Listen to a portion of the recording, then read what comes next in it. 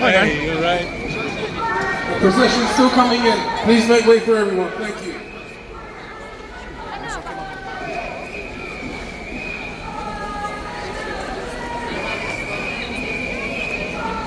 That side lower a bit. Keep that side a bit lower.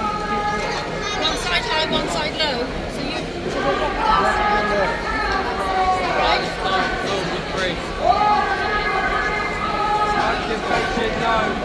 Okay guys, we still have the procession coming.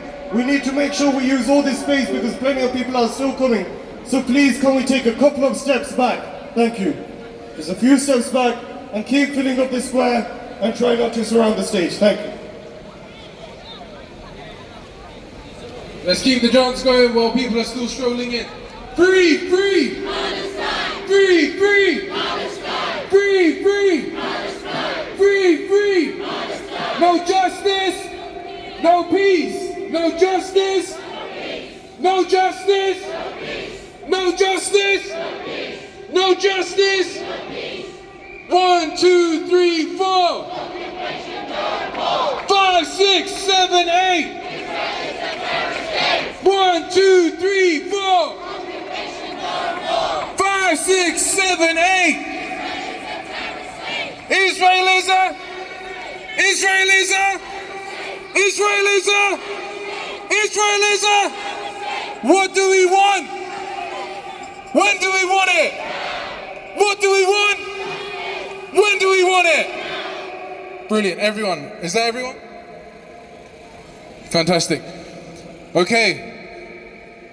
It's fantastic to see this whole square full of Palestine supporters. Make some noise. If you support Palestine, come on, make some noise.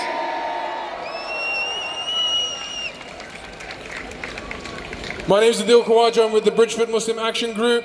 I've helped organize today with the help of other organizations, including the Palestine Solidarity Campaign. We've got the Nottingham Council of Mosques, the National Education Union, PalMed Europe, and UCU of the University of Nottingham. So thank you for all the organizers to spending countless hours helping to organize everything that you see around you. It's not easy doing activism. It's not easy spending hours where you should be with your families, where you should be resting, but you're spending time thinking about what's happening in the Middle East, what's happening to the people in Palestine, what's happening to the people of Lebanon and Syria now. We have to do this. And after 12 months, quite frankly, I don't know what else is left to say. Everything that could have been said has been said. Everything that could have been lied about has been lied about. Today is the day where we say we've had enough. We are not going to be lied to any longer. We are not going to see or cower away from what is truly a genocide and a Holocaust happening to our brothers and sisters. I'm sick, and I'm sure all of you here have images seared into your head of children crushed under the rubble, of people burned alive. Right now, I want you all to raise your fists. Everyone raise your fists. This symbol, a raised fist, is known everywhere as a symbol of struggle and rebellion. It's used by countless movements from history up until today. But whenever I see a raised fist now, the image that comes to my mind is the raised fist of a Palestinian baby through the rubble, crushed with her family. That's the image I see. So before I start, I'd like to make a dua, because like I said, I'm with the Muslim Action Group. I am a Muslim. I want to call anyone here who's more qualified than I am to make a prayer. If anyone would like to come to the mic and make a prayer, it doesn't matter if you're a Jew, Christian, Muslim, I don't care, because we're all in this together. But if you'd like to come forward and say something, make a prayer in whoever's name, feel free, raise your hands, come to the front. Would you like to?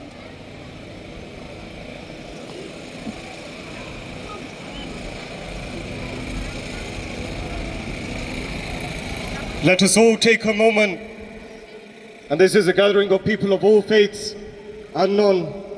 So let's take a minute of silence and remember the martyrs.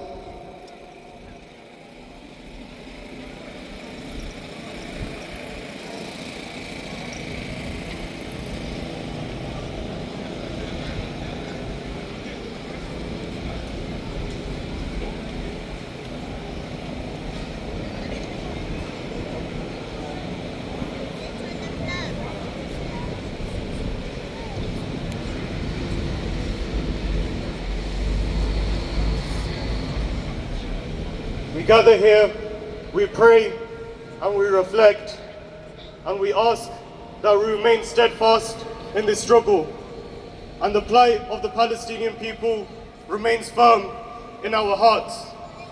We ask that we can do the divine call of establishing justice on this earth, and we ask for freedom for the oppressed. We ask for the end of genocide. We ask for justice to take place of the corruption and evil that has spread in the lands and the sea. We ask that those who have been martyred are honored through history, and we ask that we can continue to see a Palestine living. Amen. Thank you very much, Yusuf. Okay.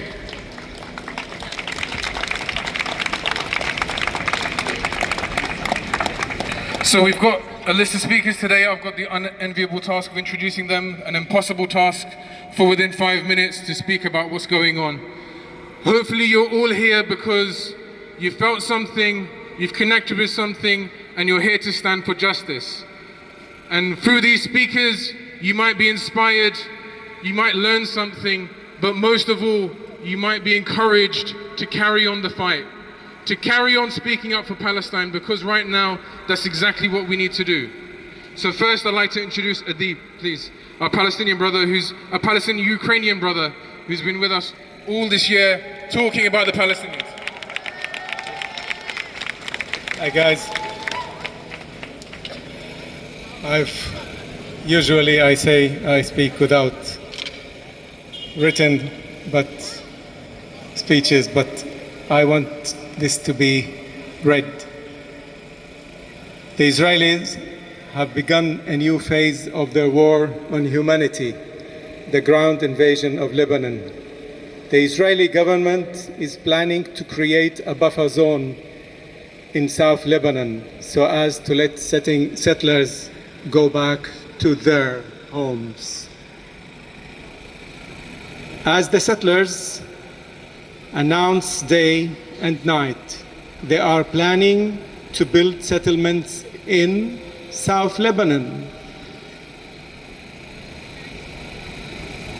This means that the poor Israeli army would be forced to occupy another area of Lebanon so as to make another buffer zone.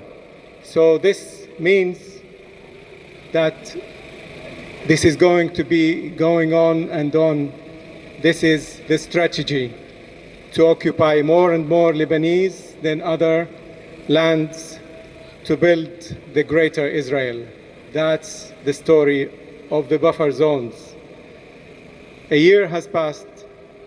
The Israeli genocide in Gaza is going on. More than 2.5 years the Russian invasion of Ukraine. There is no 999 service in this world to call and report an invasion or an expansion of someone on the expense of others.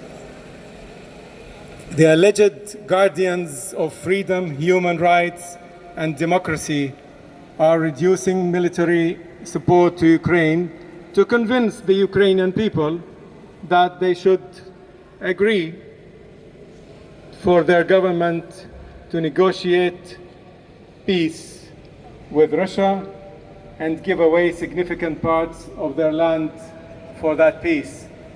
I think people who know the history of Palestine know that formula of land for peace, which is not working, which hasn't been working all this time, and which is not going to work because they want the land and they don't want peace. On the other hand, those guardians are supporting the Israeli murderous regime without limits in its genocide in Palestine and now in Lebanon. The nice masks have fallen from the ugly face of the global system of oppression. Our mission is to fight this system and crush it, not only because of our humanity and solidarity with the Palestinians, Lebanese, and others, but because we are fighting for our own freedom, for our basic human rights. Remember that all those crimes in the Middle East and the world are being committed in our name and at our expense. Our tax money is used not for our prosperity, but for destruction and death. Do not forget that those who are sitting in the parliament and government are our representatives, whom we've elected. As we can see, they don't want to change anything. They are complicit in genocide and all other crimes. They keep defending her right to kill innocent people. You know what I mean, and whom I am referring. Our duty is to keep spreading the word. We are much powerful than the system. We just have to believe in this. The cars, ships, and planes can't work without fuel. Soldiers won't go to fight without being paid. All the goods are produced by us. Think about it. Thank you. Thank you, Adib. Okay, right now, I want to give a few moments, if you could step up. I want to see your, what you got on your back. We've had some action from some supporters. If you can step up this way, come onto the stage. Everyone right now get your cameras out, and if you haven't already, scan this QR code, because one of our comrades here, is Scott here? Where's Scott? Scott, okay, while we're finding Scott. Scott, wave your hand over there. Scott, he's been doing some actions that some of us will never be able to do. Some of the bravest people are walking amongst you. And Scott right now has got a case on him, so please scan this code. Scan this code and help support him. There's loads of people like that, and shortly I'll be holding another QR code for some other people that are raising funds and raising awareness. All right. What's that? Oh, yeah. That's fine. Thanks a lot. So next I'd like to ask from the NCM. Is it Jane? Jane? Apologies. From PSC, Palestine Solidarity Campaign, Jane Henson, please come to the stage. Please give a warm welcome.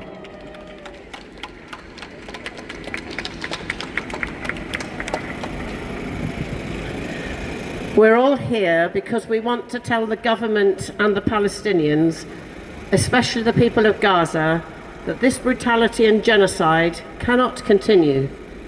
We never thought we would be here a year after it started. But the war did not start on the 7th of October. It started more than 70 years ago as the Palestinians had their rights and their land, and in the case of Gaza, every aspect of their lives, governed by Israel. Their water, their food, their electricity, their medical supplies, educational opportunities, and much more. What happened on the 7th of October was serious and brutal, but the Palestinians have been experiencing this kind of treatment for 70 years, but we never hear about it. We hear immediately that somebody in Israel is injured or killed, but we don't hear about the Palestinians. They don't have an airport. They don't have freedom to travel around their own country, never mind go elsewhere. Probably most of you know this, but Gaza is the size of the Isle of Wight, 25 miles long and 8 miles wide. It did have 2.5 million people living there. It is the place with the highest number of PhDs anywhere, I understand. It has wonderful historic artifacts, libraries, museums, universities, cultural centres. All these have been systematically obliterated, one by one, so that there will be no evidence left that a civilised and cultured people live there. They flattened the mosques and the churches, and they do not want people that have faith to be important anymore. Mothers are writing the names of their children on the legs and their arms, so when they're found, someone will know who they belong to. However, now, very often, they don't find whole bodies, just bits. Now they're being deliberately starved, a slow death, which even some children are now saying, "I want to die soon." They cannot continue with this constant bombing and not knowing when their families or friends will be alive tomorrow. If they're alive, they'll slowly starve to death.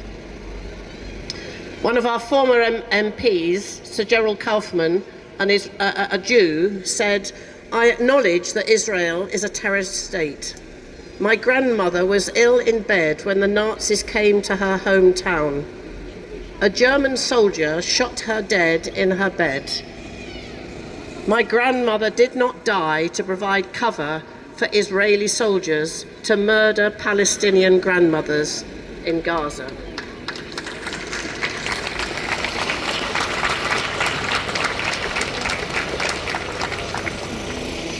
Gaza means a lot to me because I happen to have been there 4 times and I recognise it as being a most beautiful place, and it's now derelict. I'd like to share 2 poems that have come to me in the last 2 days because I think they're significant. And the first one is the plea from a Jewish mother who lost her son on the 7th of October. "Don't turn my son's murder into an instrument of war. Don't send missiles in his name. Don't send soldiers in his name. Don't send messengers of revenge. Send in his memory love. Send in his memory condolences. Send a blessing in his name." And the other is a modern version of a well-known poem. "First they came for the hospitals, and you did not speak out except to say they wouldn't, and anyway, there are tunnels. Then they came for a 5-year-old Hind, and you did not speak out except to say regrettable, but anyway, there are hostages. Then they came for journalists, professors, poets, and you did not speak out except to say awful, but they have a right to self-defense. Then they came for schools, mosques, aid workers, anyone in the sights of a sniper, and you did not speak out except to say, yeah, but it's the most moral army. Then they came for starving people in tents and burned them, and you did not speak out. You did not speak out. You never speak out. When they come for you, expect nothing but silence. Don't let us remain silent." Thank you so much. Thank you so much, Jane. Sorry.